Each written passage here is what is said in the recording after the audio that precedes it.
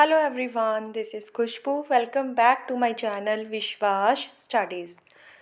I hope कि बेटा आप सब ने अच्छे से कल के पेपर की तैयारी है जो वो कर ली है।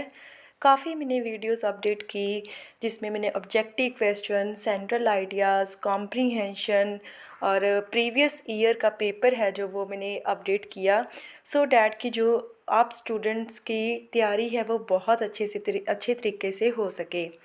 तो ग्रामर सेक्शन में बेटा इस वीडियो में हम ग्रामर सेक्शन के 3 टॉपिक्स जो कि बहुत इम्पॉर्टेंट हैं, notice writing, message writing, letter writing की बात है जो हम करने जा रहे हैं।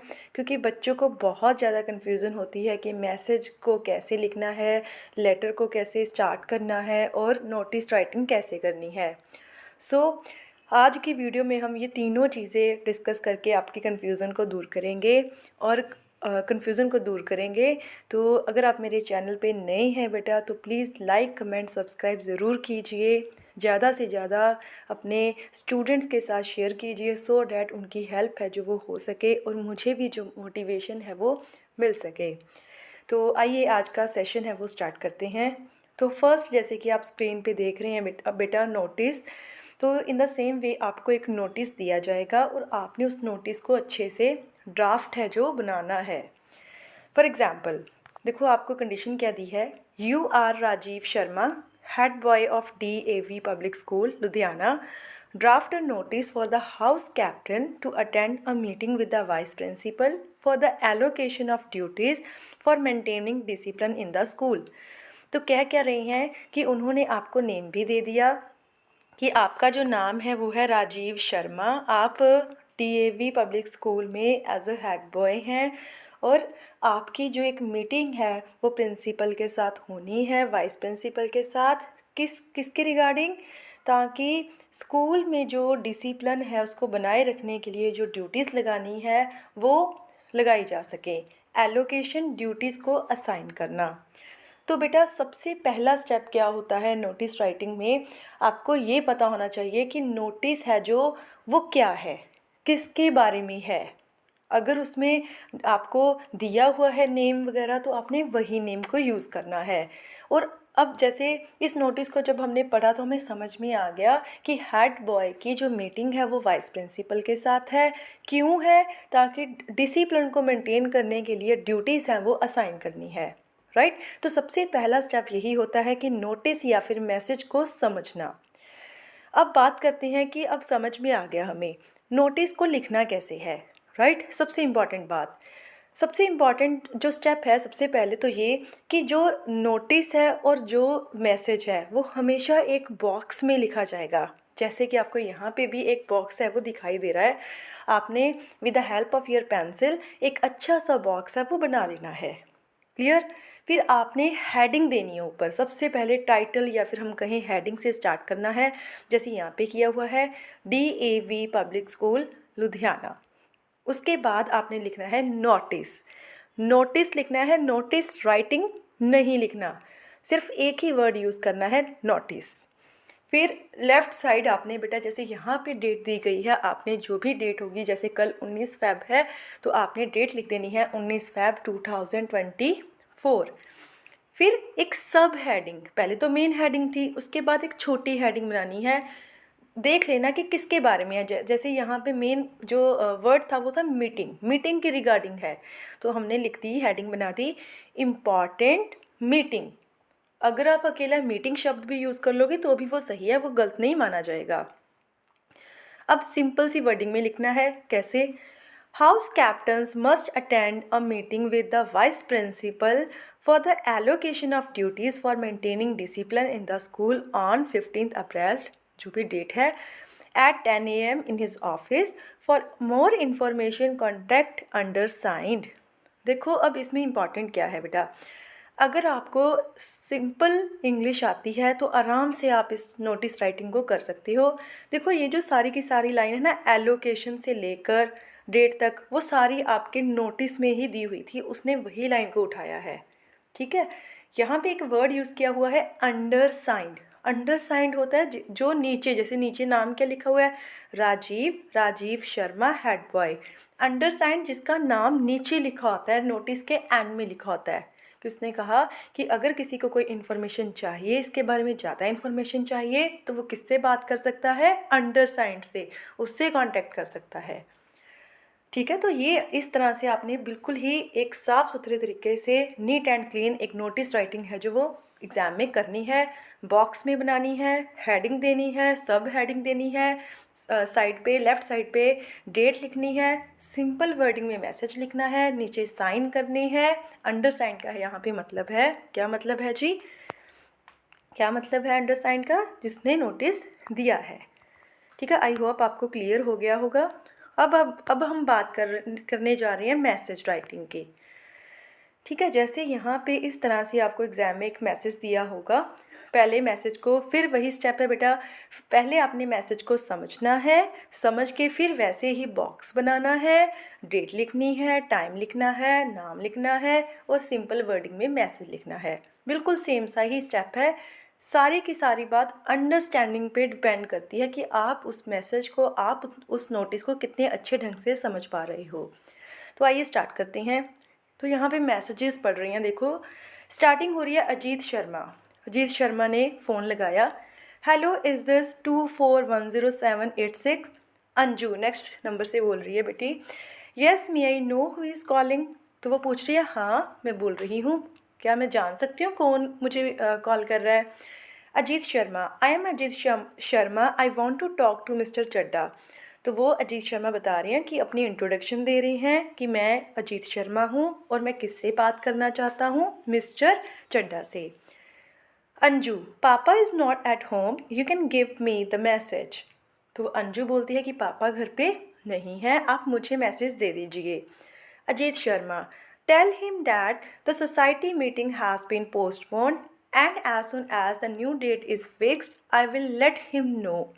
तो वो उसको मैसेज दे देता है कि उनकी जो सोसाइटी की मीटिंग थी वो बेटा जो होने जा रही थी वो पोस्टपोन हो चुकी है। अब जो नई डेट फिक्स होएगी, जब वो फिक्स होएगी मैं आपके पापा को बता दूंगा। तो अंजू आगे से बोलती है, ऑल राइट ठीक है, I will convey the message. ठीक है, मैं आपका मैसेज है वो दे दूंगी। तो as Anju has to go out, she writes the message for her father. तो उसने एक मैसेज अब लिखना है, वो कैसे लिखेगी? देखो सबसे इम्पॉर्टेंट चीज़ हमें पता लग गई कि अंजू की तरफ से ये जो मैसेज है वो लिखा जाना है। जैसे पहले नोटिस था वो राजीव के तरफ से लिखा जाना था। सेकंड, डेट आपको दी नहीं है, अगर नहीं दी है तो एग्ज़ाम के दिन जो भी डेट है वो लिख देना, अगर दी हुई है तो वो डेट यूज़ कर लेनी है आपने। ठीक है, टाइम अपने अगर दिया है ठीक है, नहीं तो अज्यूम कर लेना। तो सिंपल सा बेटा बॉक्स बनाना है आपने, ऊपर एक सिंपल सी हेडिंग मैसेज। ठीक है, वहाँ नोटिस राइटिंग में तो हमें सोचना पड़ रहा था कि हम हेडिंग क्या दें, बट यहाँ पे हमें सोचने की ज़रूरत नहीं है, सिर्फ आप एक सिंपल लिख सकते हैं मैसेज। लेफ़्ट साइड फिर डेट, नोटिस में भी हमने लेफ़्ट साइड डेट लिखी थी, राइट साइड टाइम, फिर अंजू के वो क्या लगे? पापा। तो उसने बिल्कुल सिंपल वर्डिंग में लिखा, mister Ajit Sharma rang up to tell you. Mister Ajit Sharma ने फ़ोन किया था ये बताने के लिए, the society meeting has been postponed. Society meeting है जो वो पोस्टपोन हो चुकी है। As soon as the new date is fixed, जैसे ही नई डेट फिक्स हो जाएगी, he will let you know, वो आपको बता देंगे। नीचे अंजू, अंजू के नीचे आप योर डॉटर भी लिख सकते हो।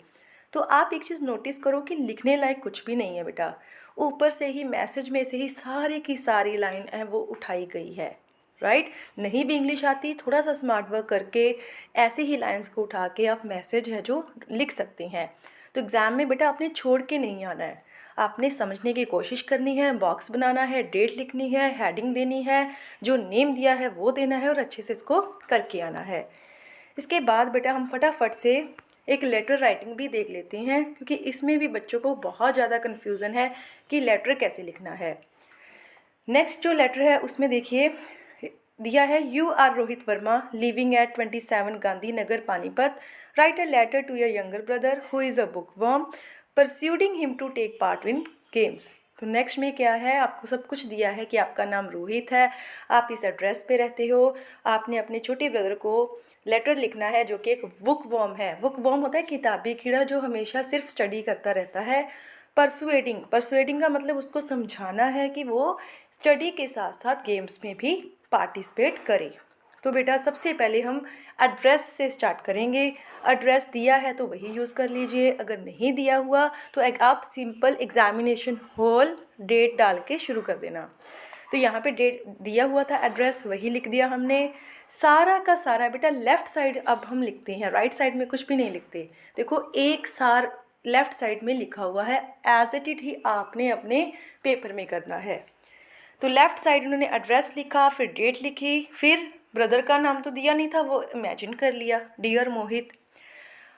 तो अब हम किसी को लेटर लिखेंगे तो सीधा तो हम उसको बात कहेंगे नहीं, सबसे पहले हम अपने अपने बारे में बताएंगे, थोड़ा सा उसके बारे में पूछेंगे, फिर आगे की बात शुरू करेंगे। तो इसी तरह से देखो, I am fine here and pray to God for your good health. कहता कि मैं ठीक ठाक हूँ और प्रे करता हूँ कि तुम्हारी हेल्थ भी अच्छी रहे।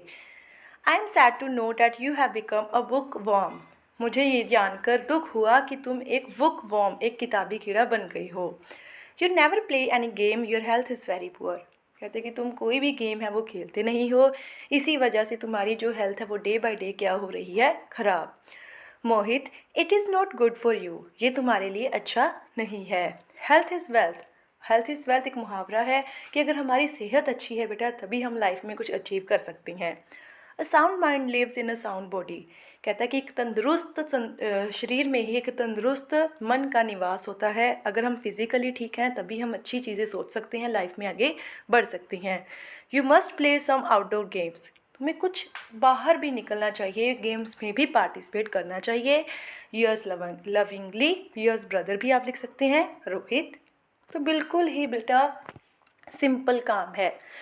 देखने में स्टूडेंट्स को लगता है कि पता नहीं क्या हो गया, मैसेज राइटिंग है, नोटिस राइटिंग है, लेटर राइटिंग है। थोड़ी सी रूल्स एंड रेगुलेशंस को आप फॉलो करके एक नीट एंड क्लीन बॉक्स बना के, डेट लिख के, हेडिंग दे के आराम से ये तीनों टॉपिक्स आप एग्ज़ाम में अच्छे से अटैम्प्ट कर सकते हैं बेटा, राइट। अगर नहीं भी आती तो छोड़ के मत आइए, बॉक्स बनाइए, हेडिंग दीजिए, डेट डालिए, लास्ट में लिख दीजिए। चाहे आप बीच का कंटेंट ना भी लिखेंगे कोई बात नहीं, फिर भी एग्जामिनर को आपको 3 नंबर का अगर है तो उसमें से 1 नंबर देना ही पड़ेगा। तो कभी भी एग्ज़ाम में कुछ भी छोड़ना नहीं चाहिए, कुछ ना कुछ उसमें ज़रूर लिख के आइए। आई होप आपको ये तीनों कंसेप्ट हैं वो क्लियर हो गए होंगे बेटा। तो अच्छे से एग्ज़ाम के लिए आप लोग जाना। All the best for your exam. और कल मुझे जब मैं आंसर की आपके इस पेपर की डालूँगी, नेक्स्ट पेपर की, तो मुझे कमेंट सेक्शन में ज़रूर बताइएगा कि आपका जो पेपर है वो कितना अच्छा हुआ। जो मैंने वीडियोस अपडेट की थी उसमें से कितना पेपर आया, या फिर आपके कितने स्कोर आएंगे। तो आप ज़रूर रिस्पॉन्स है जो वो दिया कीजिए, ताकि मुझे एक एस्टिमेट हो सके कि इतने बच्चे मेरे साथ जुड़ चुके हैं, ताकि मैं आपके बेनिफिट्स के लिए और नई वीडियोस लाऊं, आपके एग्ज़ाम्स में आपके ड्रीम्स को पूरा करने में आपकी हेल्प कर सकूं। तो मिलते हैं बेटा कल अब पेपर के बाद। Till then never give up, take care, good bye.